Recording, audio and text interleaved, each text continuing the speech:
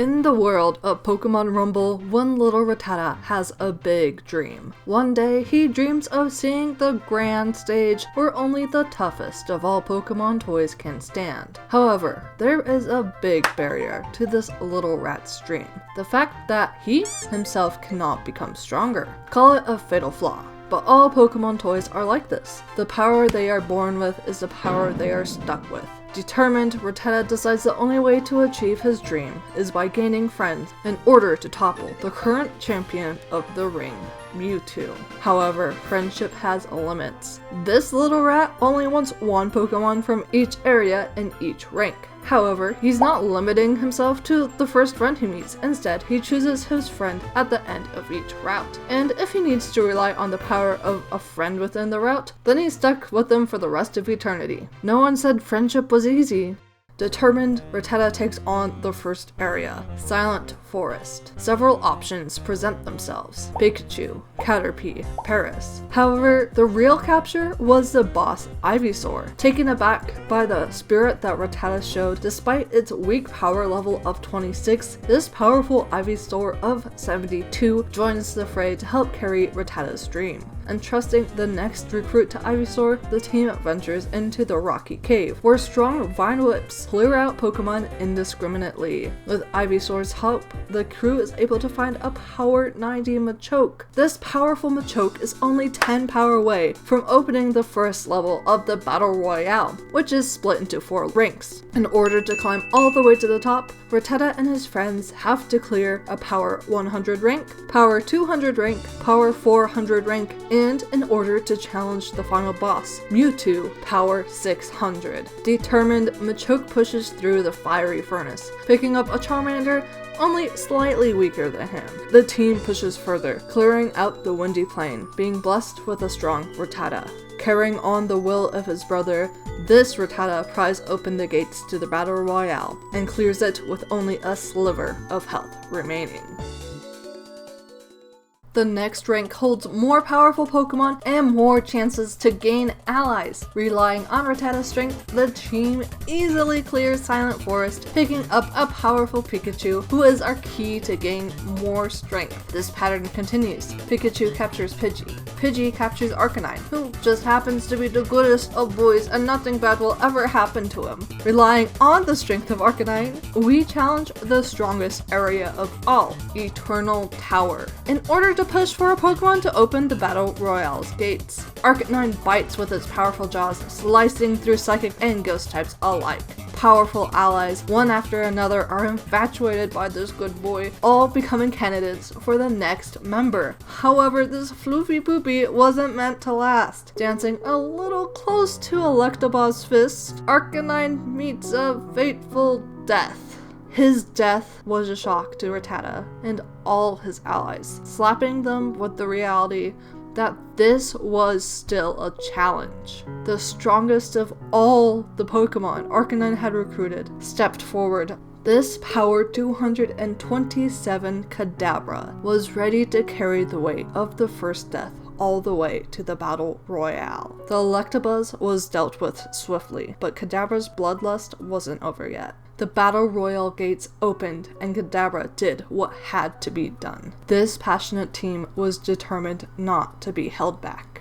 Though the first 2 ranks were cleared quickly and efficiently, Arcanine's death signaled to the team that this was no longer just a frolic in the park. This was still a full-blown challenge, and it would only get more and more difficult as the team got closer to dethroning Mewtwo. Kadabra carried the team further, clearing out Silent Forest in Rank A with a fierceness that earned an Ivysaur's respect. This Ivysaur, though powerful, was poorly equipped. A lack of skill and a lack of knowledge in knowing how to wield Razor Leaf causes Ivysaur to take too much damage. We switch back into Kadabra, who fearlessly takes on hordes of Slowpoke, Graveler, Machops. However, a stray shot from a Slowbro's waterfall causes significant damage. I've no choice but to rely on the heavily damaged Ivysaur, who adds his life to the fallen comrades in the process. But not before he convinced a powerful Slowbro to join our team, who slowly yet powerfully clears the area, allowing the Rattata squad to move onwards.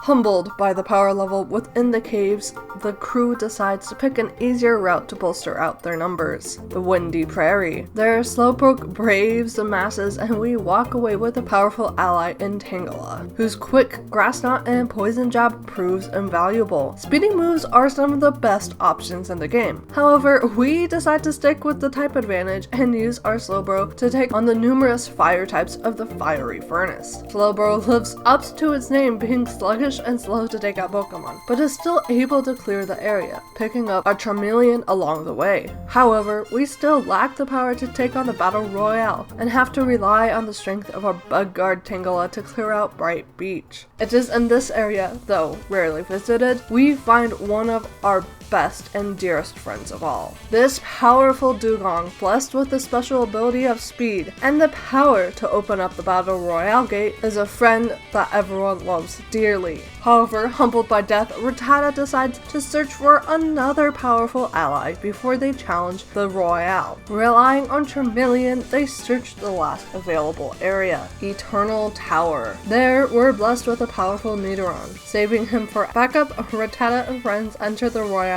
with the speedy Dugong. This monster spams Icy Wind, slowing down all in her path, while she runs around fearlessly with the speed she was gifted with from birth. Easily, we clear the 3 Kanto starters as well as all opponents in the way. Dugong swiftly claims victory as we climb the ranks to the final tier, S. Our rank S journey begins hopeful enough. However, Rattata, humbled by multiple allied deaths, knew that rank S would be the most difficult area and Battle Royale of all. Rattata and his team would need to rely on immense skill and power, as well as luck in getting friends powerful and skilled enough to survive the brutality that was rank S. Relying on Dugong, we search the depths of the Silence Forest for a powerful ally. A Raichu joins, though with a disjointed and slow startup move, and Thunderbolt is not the easiest ally to use or depend on. However, with its type advantage, Raichu easily clears through the birds of the Windy Prairie, gaining the attention of level 522 Tangela. It was at this point Rattata realized just how difficult rank S would be. Tangela, though powerful, was still around the same level of Raichu. They had about 80 power levels to progress through before they'd even be able to open the gate. Rattata knew he'd need more than one power 600 ally to rely on.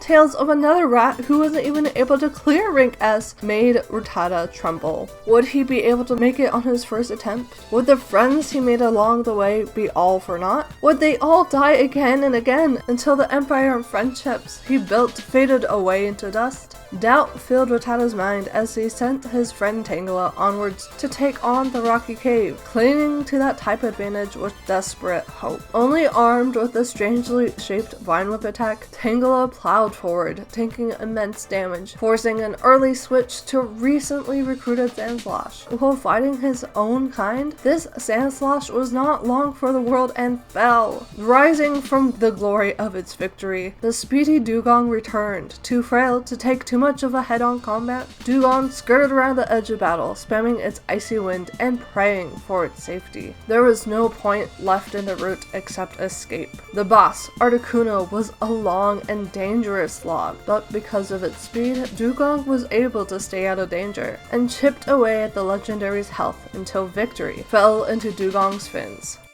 Running out of safe options, Dugong spins the lottery and learns the new move Surf. With this type advantage, Dugong cautiously takes on the Fiery Furnace. The gamble pays off and we gain a powerful new ally in Rapidash. Seeing the plight of the underpowered Dugong, Rapidash speeds in and clears out the rest of the Fiery Furnace, sparing the life of the Dugong we had so thoroughly relied upon. Despite having an odd moveset of only Poison Jab and a random bug move, this Rapidash was fast and dependable, giving Rattata the confidence to send his soldiers forward to take on the toughest route yet, Eternal Power.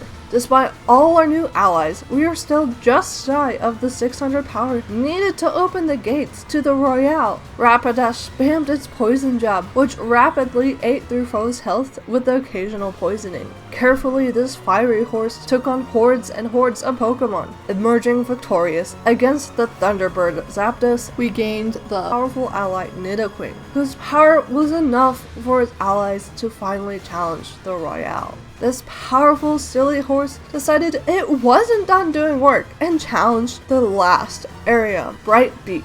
Despite the type disadvantage, Rapidash's power and speed melted through the hordes of water types, rewarding us with one more powerful ally, a Golduck with the power of 630. Rattata looked at his allies, who were gearing up to take on the Royale. A Nidoqueen with Slam and Poison Sting, a Golduck with Water Gun and Disable, both powerful enough to take on the Royale, however, both somewhat slow with inoptimal moves. With a shake of its little ratty head, Rattata swallowed his doubt away. Their power should be enough to take them through the fight.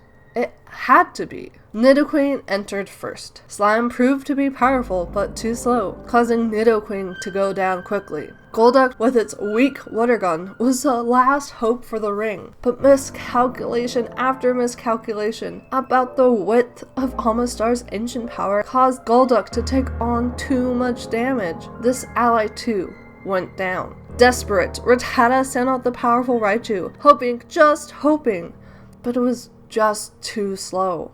Rattata's world shattered. He had lost the Royale. He had no more routes to get friends for him. It was too late. However, since the beginning, Rattata left himself one avenue available to gain more friends. One he hadn't needed to rely on, but an option nonetheless. The random recruit. All eyes eagerly stared at that red-roofed building. The mass amount of money Rattata and his friends had earned was, realistically, to save up for this recruitment. Instead, Rattata had changed his mind and used it to try to mend his allies' moveset. Would the gods favor Rattata and his friends one last chance? They did. A powerful Zapdos spewed out. Perhaps Zapdos was moved by the team's plight. A team built on the dream of someone too weak to fight for himself, but still inspired a team of powerful Pokemon to gather together to take on a Royale they had no reason to fight. This Zapdos, moved by Rattata's story, came from the heavens to help the team, and was going to do it by any power possible. Though power capped up 599 power, this Zapdos was armed with a single move that could lead the team to victory. A move that the gods gave them from the lottery of luck, Peck. This powerful stab move was fast. With Zapdos' speed and this quick move, Zapdos carried on its shoulders the weight and wishes of the whole team. He became the pillar of hope for victory. And that victory looked really gosh darn good. Easily, Zapdos summoned the 3 legendary birds to the ring. Dancing about, this Thunderbird knocked out Pokemon after Pokemon until the final boss appeared, Mewtwo. However, as Battle Royale Master Rattata knew, once you got to the last Pokemon, you can just unlock that powerful beast away into victory. And just like that, Zapdos won. I'm gonna take a step back here and suggest that you give this challenge a try. Unlike the rules I came up for the Nuzlocke, this challenge is very beatable and relies on your skill and knowledge of the game to clear it more than just luck. Of course, luck is very much a factor. Both of my final 600 plus Pokemon failed because their moves were weak and they were a tad too slow, allowing them to get overwhelmed and taken out. However, selecting which Pokemon from each route removes a lot of the random luck required for the original Nuzlocke idea, and honestly was a lot more fun. I felt like I got better attached to my mons this round, and I hope you found some favorites too. Anyways, thank you very much for watching this video, and if you liked it, give it a like and share it with a friend. Otherwise, I'll see you guys all in the next video. Bye!